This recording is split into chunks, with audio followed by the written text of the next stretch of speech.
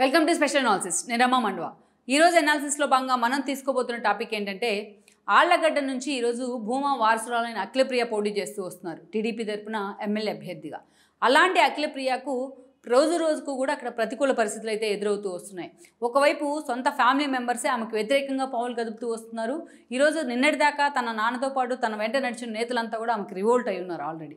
అలాంటి పరిస్థితుల్లో అక్కడ పూర్తి స్థాయిలో అఖిలప్రియ ఒంటరి పోరాటం చేయాల్సిన పరిస్థితులు అయితే ఏర్పడుతూ ఉన్నాయి. అందుకే అఖిలప్రియ గెలుపుకు సంబంధించి కూడా అనేక రకాల ఈక్వేషన్స్, అనేక రకాల రాజకీయ సమీకరణాలు ఆళ్లగడ్డలో తెర మీదకి వస్తూ ఉన్నాయి. అసలు ఇంతకీ భూమా నాగిరెడ్డి, భూమా శోభా నాగిరెడ్డి దంపతులకు ఆ స్థాయిలో గారాలు పట్టిన అఖిలప్రియకు ఇలాంటి ప్రతికూల పరిస్థితులు ఎందుకు ఎదురవుతూ ఉన్నాయి? స్వయంగా ఆమె సెల్ఫ్ గోల్ చేసుకున్న కారణంగానే ఆమెకు ఇలాంటి సిచ్యువేషన్ ఎదురవుతుందా? పూర్తి స్థాయిలో తన అమ్మ, తన నాన్న వెంట నడిచిన వ్యక్తులంతా కూడా అఖిలప్రియ స్వయంగా వాళ్ళని ఈరోజు పక్కన పెట్టే ప్రయత్నం చేశారా?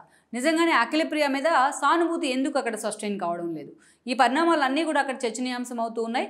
అట్ ద సేమ్ టైం ఈ కారణాలన్నీ కూడా రేపటి ఎన్నికల్లో ఆమె గెలుపును కూడా ఇంపాక్ట్ చేయబోతున్నాయనే చర్చ నడుస్తోంది. అందుకు కారణం కూడా ఉంది, వాటి గురించి మనం చెప్పుకోవాలి. మనకు తెలిసిందే భూమా నాగిరెడ్డి వైఫ్ శోభా నాగిరెడ్డి వీళ్ళిద్దరూ కూడా ఎప్పుడు కూడా వాళ్ళిద్దరిని విడదీసి అయితే చాలామంది చూడలేదు. భూమా శోభా నాగిరెడ్డి అనే పిలిచేవాళ్ళు వాళ్ళిద్దరిని. సో ఫ్యాక్షన్ రాజకీయాల నుంచి పొలిటికల్ ఫీల్డ్లోకి ఎంటర్ అయ్యే క్రమంలో వాళ్ళు టీడీపీలోకి ఎంట్రీ ఇచ్చున్నారు. టీడీపీలో కొన్ని పదవులు కూడా వాళ్ళిద్దరు అనుభవించడం జరిగింది. ఎప్పుడైతే చిరంజీవి ప్రజారాజ్యం పార్టీ పేరుతో తెర మీదకి వచ్చారో ఆయన వెంట కొన్ని రోజులు వాళ్ళు సేల్ అయ్యే ప్రయత్నం చేస్తున్నారు. ఈ క్రమంలోనే ప్రజారాజ్యం పార్టీని కాంగ్రెస్లో విలీనం చేసిన తర్వాత కొద్ది రోజుల పాటు వాళ్ళు సైలెంట్గా ఉండడం జరిగింది, ఎటు వెళ్లాలో తెలియని సందిగ్ధంలో. ఈ క్రమంలోనే ఆ రోజున జగన్మోహన్ రెడ్డి తన తండ్రి మరణం తర్వాత పార్టీ పెట్టే ప్రయత్నం చేశారు. ఆ పార్టీలో వాళ్ళిద్దరు దంపతులు కూడా వెళ్ళడం జరిగింది. ఒక సుదీర్ఘ రాజకీయ ప్రస్థానం ఉంది వాళ్ళిద్దరికీ వైసీపీలో. అటు జగన్మోహన్ రెడ్డి జైల్లో ఉన్న సమయంలో కూడా విజయమ్మ గౌరవ అధ్యక్షురాలుగా ఉంటే ఆమెకు అన్ని తానే అయ్యి శోభా నాగిరెడ్డి నడిపించడం జరిగింది. ఆమెకు విజయమ్మకి ఫస్ట్ టైం ఆమె పొలిటికల్గా అడుగులు వేయటం అది పార్టీలో. ఆ అడుగులన్నీ కూడా శోభా నాగిరెడ్డి తోడుంటూ వచ్చారు అడుగులన్నింటిలో. అయితే దురదృష్టవశాత్తు ఆ ఎన్నికల్లో శోభా నాగిరెడ్డి ఎన్నికల కంటే ముందు ఆమె ఆళ్లగడ్డ నుంచి టికెట్ ఇవ్వడం జరిగింది. ఆళ్లగడ్డలో ఆమె షర్మిలతో కలిసి ప్రచారం చేసి తిరిగి వస్తూ ఆ రోజు ఆమె పూర్తి స్థాయిలో యాక్సిడెంట్ కారణంగా దుర్మరణం పాలై ఉన్నారు.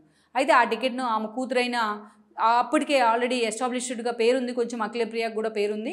సో అప్పుడప్పుడే ఆమె జనానికి పరిచయం అవుతూ ఉన్నారు వాళ్ళ వారసురాలుగా. అలాంటి అఖిలప్రియకు అయితే టికెట్ ఇచ్చే ప్రయత్నం చేస్తున్నారు. ఆ సెంటిమెంట్తోనే, తల్లి సెంటిమెంట్తోనే ఆ రోజు అఖిలప్రియ ఎమ్మెల్యేగా గెలుచున్నారు. నంద్యాల నుంచి ఆమె తండ్రి భూమా నాగిరెడ్డి కూడా గెలుచున్నారు. వాళ్ళిద్దరు గెలిచిన తర్వాత కొద్ది రోజులకే వాళ్ళు పార్టీ మారే ప్రయత్నం అయితే చేస్తున్నారు. 23 మంది ఎమ్మెల్యేలు పార్టీ మారాలని నిర్ణయించుకున్న క్రమంలో అందరికన్నా ముందుగా పార్టీని విడింది భూమా నాగిరెడ్డి అండ్ దెన్ అఖిలప్రియనే. వాళ్ళిద్దరూ టీడీపీలోకి వచ్చిన తర్వాత భూమా నాగిరెడ్డికి చంద్రబాబు నాయుడు మంత్రి పదవి ఇస్తానని కూడా హామీ ఇవ్వడం కానీ, ఆయన కొద్ది రోజులకి ఈ ప్రచారం జరుగుతున్న సమయంలోనే ఆయన కూడా దురదృష్టవశాత్తు ఆ రోజు హార్ట్ స్ట్రోక్తో మరణించారు. ఇక చంద్రబాబు నాయుడు అయితే మాత్రం ఇచ్చిన హామీ మీదకి అఖిలప్రియని మంత్రిని చేశారు. టూరిజం శాఖ మినిస్టర్గా పనిచేశారు ఆవిడ. ఇదే సమయంలో మనం చూస్తే నంద్యాల ఉప ఎన్నికల్లో కూడా తన అన్న బ్రహ్మానందరెడ్డిని పెట్టి ఆమె గెలిపించుకున్న పరిస్థితి ఉంది ఆ రోజున, జగన్మోహన్ రెడ్డికి సవాల్ చేసి మరి. సో ఇదంతా ఒక ఎత్తు అయితే, గత ఎన్నికల్లో అఖిలప్రియ ఓడిపోయినారు ఆళ్లగడ్డ నుంచి, నంద్యాల నుంచి బ్రహ్మానందరెడ్డి ఓడిపోయినారు. ఈరోజు ఇక తమ ప్రత్యర్థులని చెప్పబడే గంగుల ఫ్యామిలీ అక్కడి నుంచి గెలవడం జరిగింది. సో అంతేకాదు ఇక సొంత పార్టీలో నేతలే ఆమెకు రివోల్ట్ అవుతూ వచ్చారు. విత్ ఇన్ ద ఫ్యామిలీలో అటు జగత్ విఖ్యాత్ రెడ్డి, తన తమ్ముడైన జగత్ విఖ్యాత్ రెడ్డి లాంటి వాళ్ళు నంద్యాల టికెట్ తనకే కావాలంటూ పట్టుబడతాం. అటు మౌనిక లాంటి వాళ్ళు కొన్ని రోజుల పాటు మనోజ్తోనే అసోసియేట్ అయ్యి ఆమె పెళ్లి చేసుకోవడం. ఇక అదేవిధంగా హఫీజ్పేట లాంటి భూముల విషయంలో అఖిలప్రియని తెలంగాణ సర్కార్ అరెస్ట్ చేయించే ప్రయత్నం చేయడం, ఇవన్నీ కూడా అఖిలప్రియ రాజకీయ జీవితాన్ని కొన్ని రోజుల పాటు ఒక గందరగోళంలో పడేసాయని అనుకోవాలి. ఇక అదే సమయంలో మనం చూసినట్లయితే కూడా ఇక స్థానికంగా కూడా ఒక ప్రతికూల పరిస్థితులు వచ్చాయి. ఈరోజు ఎప్పుడైతే తన తమ్ముడు అక్కడ ఎంటర్ అయ్యారో నంద్యాలలో, బ్రహ్మానంద రెడ్డిని అఖిలప్రియ పక్కన పెట్టే ప్రయత్నం చేసిందన్న విమర్శలు వచ్చాయి. ఈరోజు బ్రహ్మానంద రెడ్డికి అఖిలప్రియకు కూడా అంత సత్సంబంధాలు అయితే లేవు. బ్రహ్మానంద రెడ్డికి చెక్ పెట్టేందుకే తులసిరెడ్డి లాంటి వాళ్ళని లోకల్ లాయర్ని తీసుకొచ్చి పార్టీలోకి తీసుకొచ్చారని ఒక ప్రచారం కూడా ఆవిడ మీద ఉంది. ఏకంగా నంద్యాలలోనే పార్టీ స్టైల్ని ధిక్కరించి మరి వాళ్ళ తమ్ముడు జగత్ విఖ్యాత్ రెడ్డి అక్కడ పార్టీ పెట్టి హడావుడి చేసే ప్రయత్నం చేశారు, అది నా సీటే అని చెప్పేసి. సో ఈరోజు బ్రహ్మానంద రెడ్డికి టికెట్ లేదు, అదేవిధంగా జగత్ విఖ్యాత్ రెడ్డికి టికెట్ లేదు. ఫరూక్ అక్కడ టికెట్ అనౌన్స్ చేసే ప్రయత్నం చేశారు చంద్రబాబు నాయుడు ఈ ఆధిపత్య పొరుగు చెక్ పెట్టేందుకే. ఆళ్లగడ్డలో అఖిలప్రియకి ఆయన కూడా ఆ ఫ్యామిలీని పక్కన పెట్టకుండా టికెట్ అనౌన్స్ చేసినా అక్కడ కూడా అఖిలప్రియకు ప్రతికూల పరిస్థితులు అయితే ఉన్నాయి. ఎందుకంటే ఈ రోజున మొన్నటి వరకు తన తండ్రికి ప్రధాన అనుచరుడుగా, తన తండ్రి క్లోజ్ అసోసియేట్గా ఉంటూ వచ్చిన సుబ్బారెడ్డితో ఆమెకు మంత్రిగా ఉన్నప్పటి నుంచి కూడా విభేదాలు ఉన్నాయి. ఇక ఏకంగా ఆ విభేదాలు ఒకరిపై ఒకరు దాడులు దాడులు చేసుకునేంత వరకు, ఒకరిపై ఒకరు కేసులు పెట్టుకునేంత వరకు కూడా వెళ్ళడం జరిగింది. ఈ క్రమంలోనే సుబ్బారెడ్డి ఇటీవలే ఆయన బోండా ఉమా కొడుకుని తన కూతురికి చేసుకున్నారు. ఈ క్రమంలో వాళ్ళిద్దరు వియ్యంకులు కూడా అయ్యారు.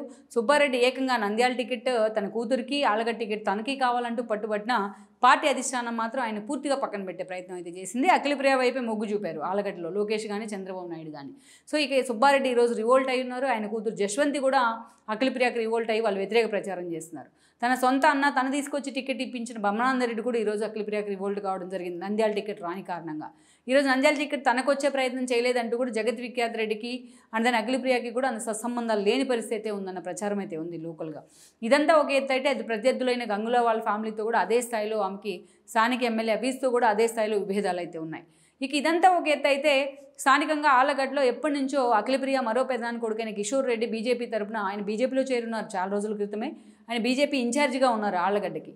ఇక డే 1 నుంచి కూడా కిషోర్ రెడ్డితో అనేక విభేదాలు ఉన్నాయి అఖిలప్రియకి ఆళ్లగడ్డలో. అలాంటి కిషోర్ రెడ్డి ఏకంగా ఈ రోజున తనకు ఆ టికెట్ రాదని గ్రహించి బీజేపీ నుంచి కూడా ఏకంగా ఈ రోజున ఆయన వైఎస్ఆర్సీపీలో చేరే ప్రయత్నం అయితే చేస్తున్నారు. ఇక అఖిలప్రియ మీద అదే స్థాయిలో ఆయన వ్యతిరేక ప్రచారం చేస్తున్నారు.